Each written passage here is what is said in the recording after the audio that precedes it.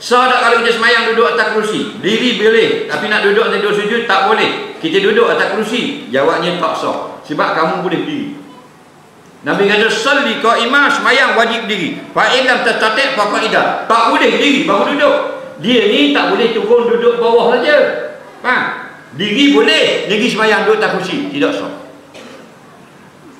Kerana Nabi kata fa'il lam tastati', jika kamu tidak mampu, ada mulistita'ah lil qiyam, tidak ada kemampuan berdiri, boleh diri.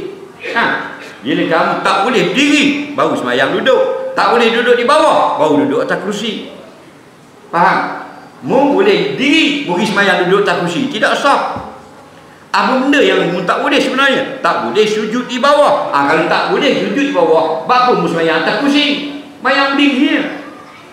Faham lagi? Dah time sujud, duduk atas kerusi, tunduk. Itu baru betul. Time diri, wajib diri. Faham? Kenapa? Kerana yang dia mampu kamu buat tidak gugur. Al-maisur la yasqutu bil maqsur. Kaedah syarak kita benda yang mudah tidak gugur, kena ada satu benda yang payah. Yang payah turun sujud di bawah, yang mudah berdiri. Kenapa mu tinggalkan yang mudah? Tidak sah. Soalan seterusnya.